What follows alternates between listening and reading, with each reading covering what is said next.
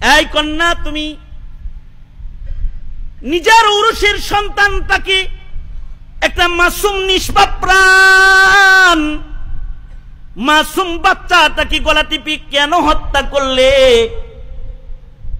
মেয়েটা বলে, দুই কারণে নিজের সন্তানকে নিজের হাতে গলা টিপে হত্যা করেছে।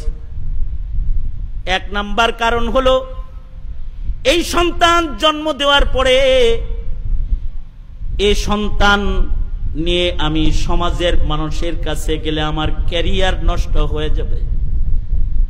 মানুষ যখন আমাকে জিজ্ঞাসা করবে এই সন্তানের পিতার নাম কি, বলার শক্তি আমার নাই। আমার সন্তানের পিতৃ পরিচয় থাকবে না। পিতৃ পরিচয় বিহীন সন্তান জন্ম দিনেওয়ালা একটা নারী কলঙ্কের দাগ, মানুষের কাছে ফ্ল্যাশ হয়ে যাবে। আমার এই ক্যারিয়ার যেন নষ্ট না হয়, গোপনে সন্তান জন্ম দিয়ে গোপনে আমি নিজের সন্তানকে নিজ হাতে মেরেছি।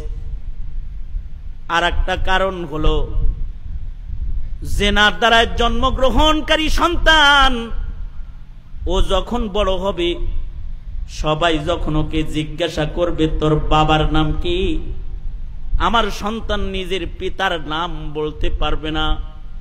এই শরম, এই লজ্জায় নিজের সন্তানকে নিজের হাতে গলা টিপে হত্যা করেছি পয়গম্বর। কিন্তু আমার ও গুনাহগুলোর ভয় আমার হৃদয়ে এমন ভাবে আসর করেছে, আমি আল্লাহর কাছে শর্মিন্দা হাসরের ময়দানে হতে চাই না বলে আপনি আল্লাহর পয়গম্বর, তাই আপনার কাছে তওবার জন্য হাজির হয়েছি।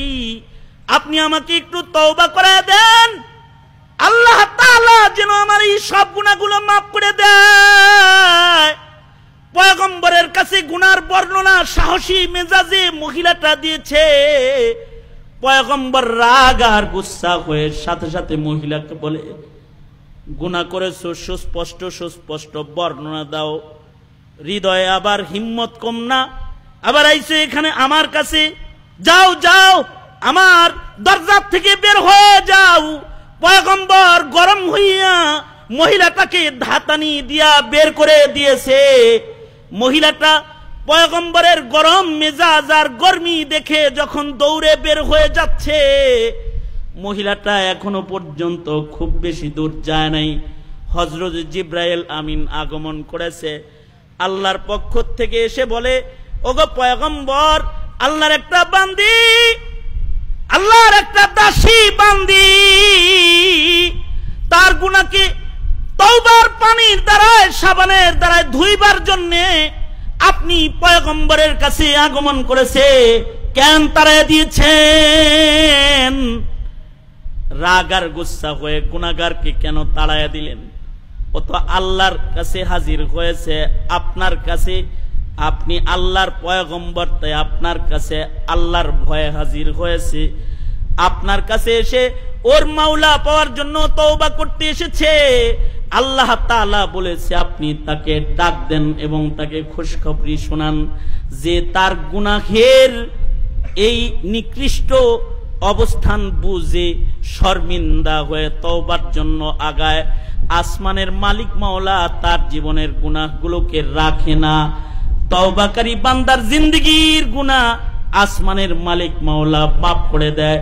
ওরে ডাক দেন, তওবার জন্য নবীর কাছে আসছে, আসমানের মালিক আল্লাহ ওর তওবা কবুল করে ওকে মাফ করে দিয়েছে। ওরে তওবা করে দেন, কারণ ওর চাইতে অনেক বড় বড় গুনাহগাররা আপনার সাথে আছে, ডানে বামে আছে। হযরত মুসা বলে, এর চাইতে বড় গুনাহগার আমার ডানে বামে আছে। তারা কারা? তারা হলো যারা নামাজ পড়ে না, ওরা যারা আপনার সাথে ঘুরে কিন্তু নামাজ পড়ে না। রমজানে নামাজ পড়েছো, শাওয়ালে নামাজ ছেড়েছো, ওই দাগি জেনার গুনার আসামির চাইতে বড় আসামি হইতেছো। ইবাদত ছাড়বা না, ইনশাআল্লাহ বলো। যুবকরা ওয়াদা করো, ইনশাআল্লাহ বলো। ইসলামে পরিপূর্ণ প্রবেশ করবে। অনেক কঠিন নয়, আল্লাহ তাআলা জান্নাত পাওয়া তোমার আমার জন্য সহজ করে দিয়েছে।